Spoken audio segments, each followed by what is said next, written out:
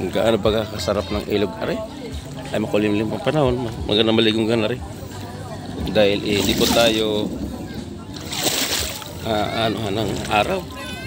Hindi po tayo mababasa.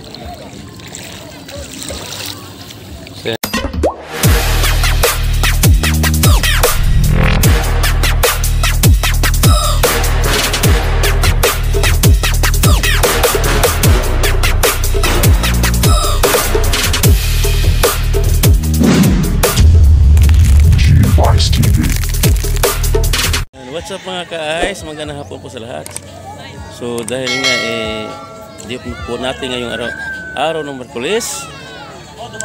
So pagkatapos natin magluto ng ating babaunin, so ayan, tingnan nyo ga. So nandito na kami sa ilog. So kasama ang buong team ng 2Bites TV. So kami po ay nagtatampi sa muli sa lugar kung saan ay malapit lang po sa amin. Dito po sa Barangay Poblacion, Norsagaran, Bulacan. So andito po kami ngayon. So subukan namin muli magtampisaw sa ilog dahil ito malapit na po ang tag-ulan. So susulitin namin habang mainit pa ang panahon. So tara mga ka-ice at samahan nyo kami sa pagtampisaw sa ilog. Ito po sa Barangay Poblacion, Norsagaran, Bulacan. Tara. So yan, andito na naman tayo sa ilog. Dahil nga i-diop natin sa ngayon sa ating araw-araw na buhay. So tayo na naman ay magtampisaw sa ilog. Andito po tayo sa ating pinupuntang lagi na Barangay Poblacion, Norsagaran, Bulacan. So ito yung ilog na pagmamasdan nyo na hindi pa po nagpakawala ang dam ng tubig. So medyo may kababawan pa po. So yan.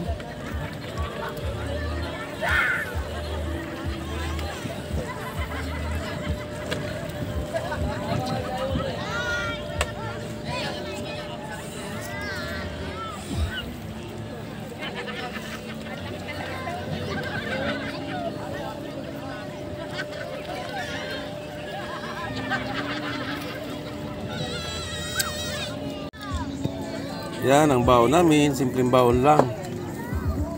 Importante naman magiging masaya sa ilog. Yan, itong tilit manok. Ayan po ditong isda. So yung mga kasama namin ay nalublob na po sa ilog. Ayan. Ayan mga apo kasama sa ating pagtampiso sa ilog. Ayan sila lahat oh. Si Mrs. So yan, sabik na sabik po sila sa ilog dahil napakait namin sa lugar sa amin, bahay. So, sa loob ka lang ng bahay, pupawisan ka. Kaya nagdesisyon kami na pumarini sa ilog. Dahil nga gusto nila ay laging nasa ilog. Yan, ito na may libre halos dito. So magbabayad lang po tayo ng cottage. So wala po tayong entrance. So napakadali kung pupuntahan dito sa lugar na ito. So yan. So may lang po, antabayan po natin ang paglaki nitong tubig na ito. Yung tinatawag nating hindi umuulan pero bumabaha. Dini. Yan.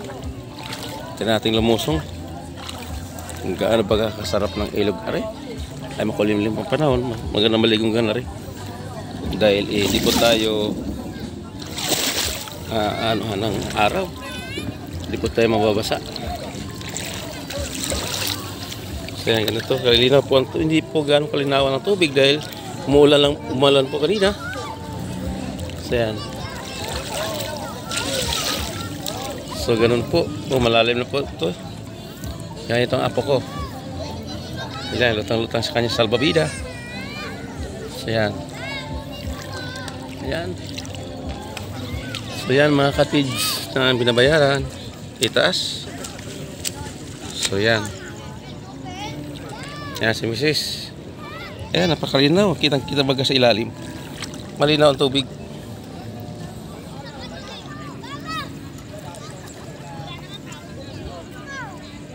Ayan, tuloy natin maligo. Ayan, nakalubog na tayo sa tubig.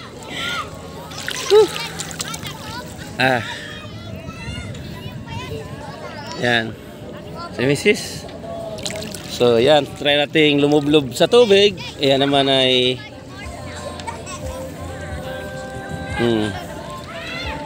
Mm. Ah. So, yan. Ito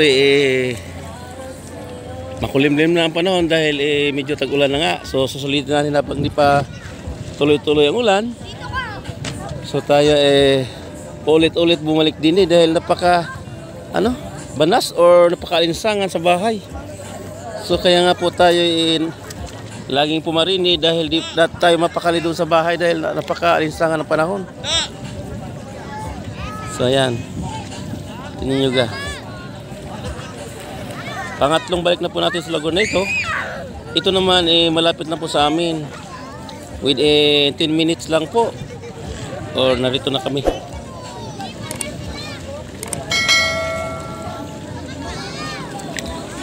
Go, go, go, go, go, go, go, go, go, go, go, go, go, yeah, go, go, go.